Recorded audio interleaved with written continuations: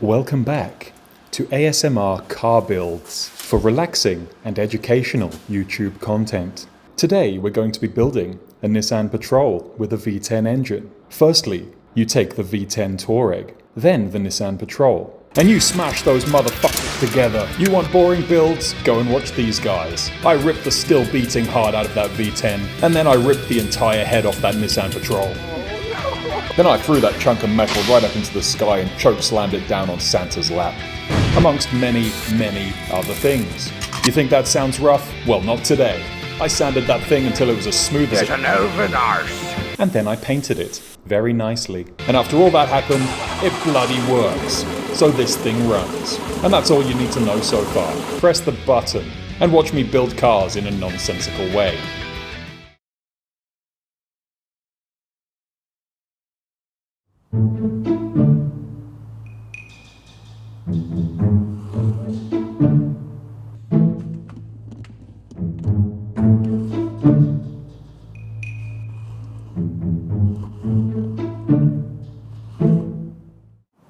It would appear that I need some parts.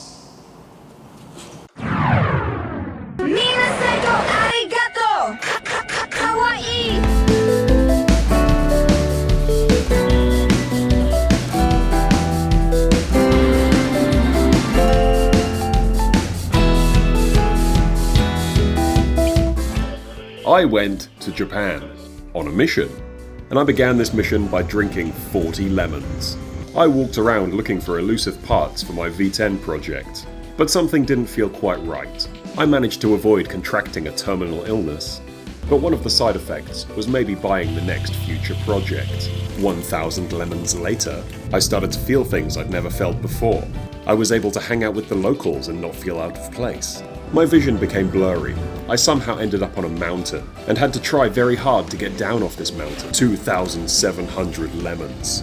I barely knew where I was. With the combined efforts of 3,740 lemons coursing through my veins, I had become JDM. Hadouken!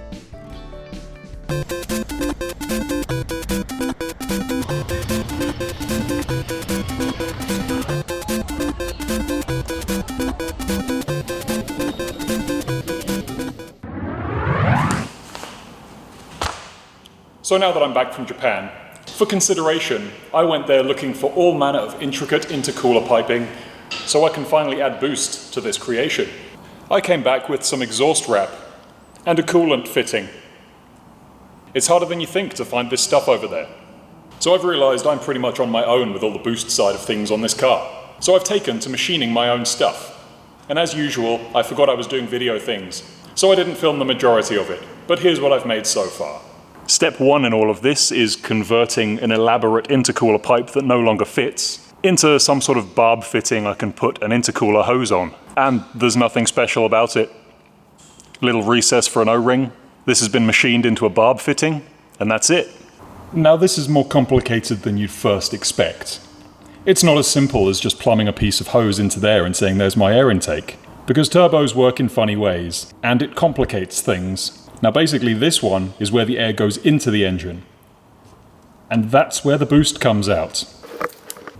As you can see, not the most ideal of locations, because this blue thing is my mock-up of the steering shaft, and I have to try and avoid that.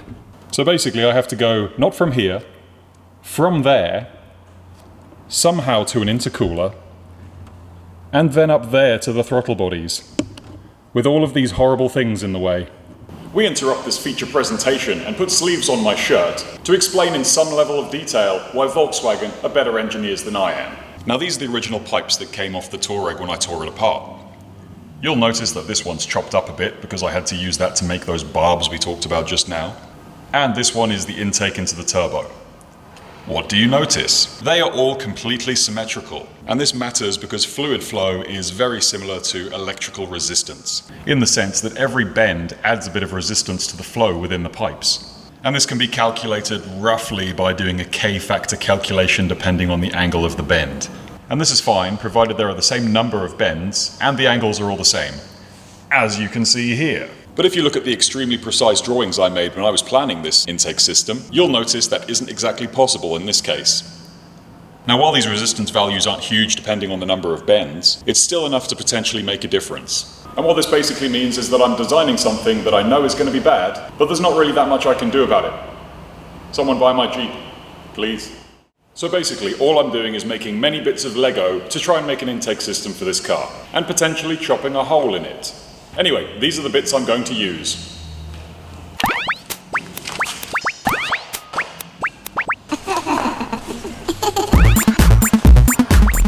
As you can see, quite a lot of things.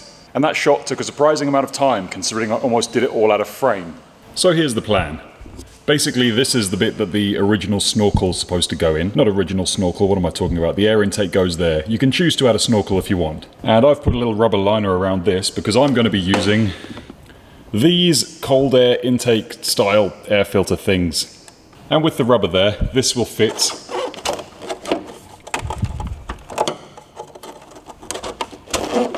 relatively nicely, even though it doesn't just because I'm trying to film it. Now from here, I'm doing a straight shot down to that little intake we talked about earlier. This side's darker, but it's still there. It's the same thing. So there'll be a 90-degree here, into the mass airflow sensor, then down there. Now the other side is going to be exactly the same, with a twist.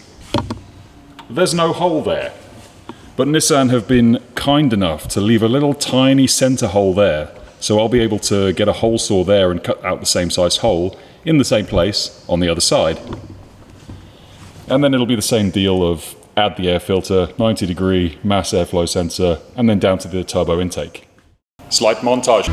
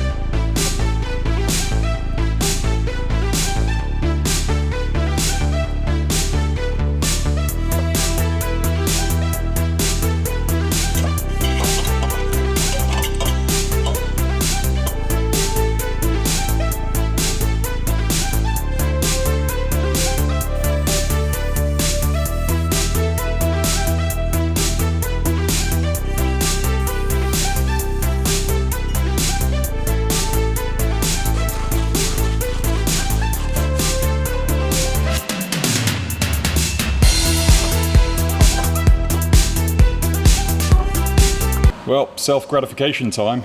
I basically eyeballed this boost pipe here and it's bloody perfect.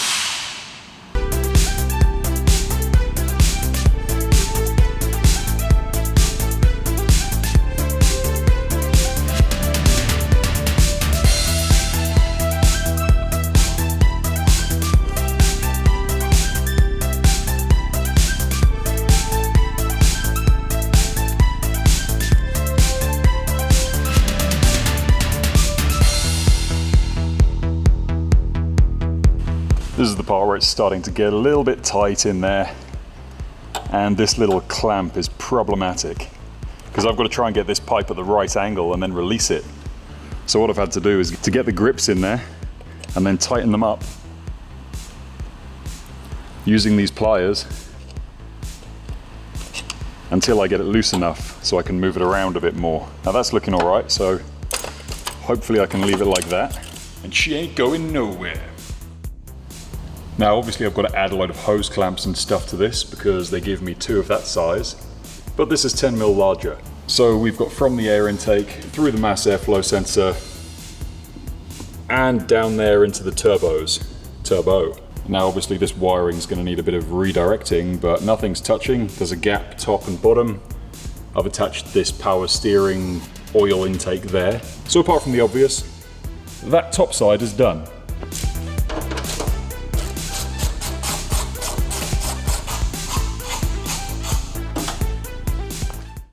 Turns out I was wrong about this little hole. It's not drilled in the same spot as the one on the other side, so I'm going to have to manually measure it and drill it. And I don't have a huge hole saw, so I'm going to have to do the old drill millions of holes and then chop it out.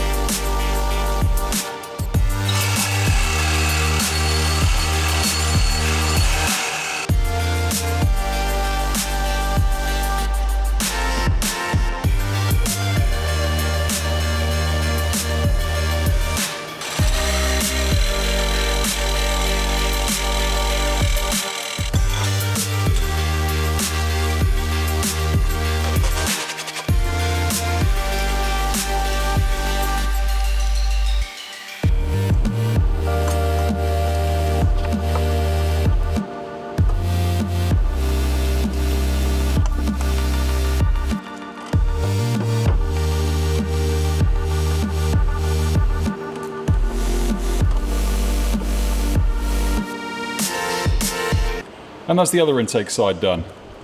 Obviously I'm going to need a bracket of some sort just to hold this, but I'm not going to make that on camera, because if you want to watch brackets being made, you can watch Project Binky.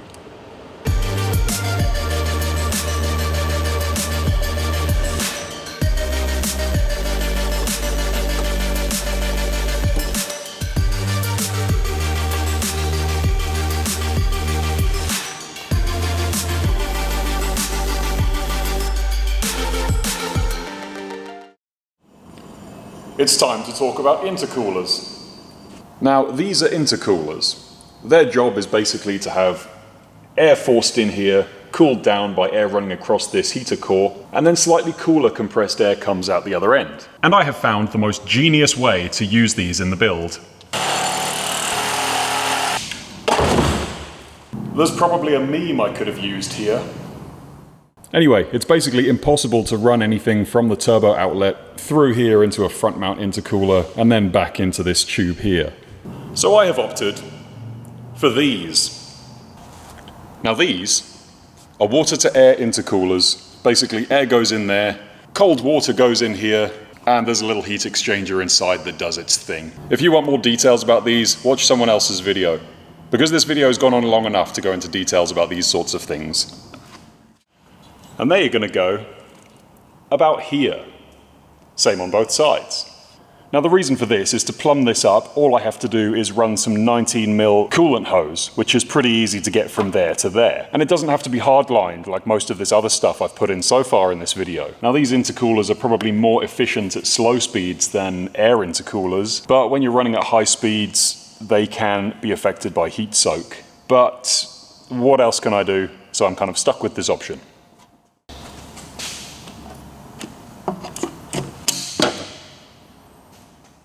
The other thing as well, you may have noticed a post I made a while ago bragging about how convenient everything is in this side of the build. Well, the intake starts here and goes down to the turbo. The radiator line, I'm using the factory one, which will be discussed in more detail later because I'm using these original factory ones. Hopefully, as long as Australia Post gets its act together. And lastly, the intake of the engine goes down here. And considering all the contours of these pipes, it's so bloody perfect. It's almost like I planned it. Anyway, let's Thanos this last piece of the intake. Now, thanks to Australia Post, still, I'm unable to finish making these linking pipes that go from the turbo outlet up to where the intake air temperature sensor bit is. And this is because I'm missing various bends. So I've made what I can so far. This one goes from the turbo across a little bit, which will then go up into a 90 degree, which will link onto where the intake air temperature sensor is. But because I want it to contour nicely, I want this to bend 15 degrees outwards and then come back a little bit, just so it'll clear the steering box nicely. And this is purely for a cosmetic reason. I just don't want this pipework sticking out any further than it has to. And it's the same deal on the other side. Anyway, I'll add that to the list of many things that haven't been quite completed yet, like the fuel tank. Someone help me with that. And hopefully in the next episode I'll be filling up all of this space here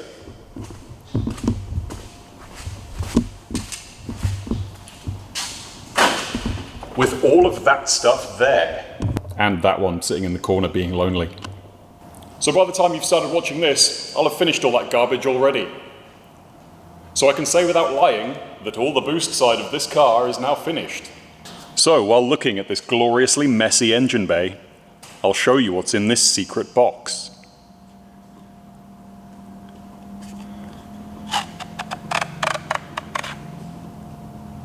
Do as it says.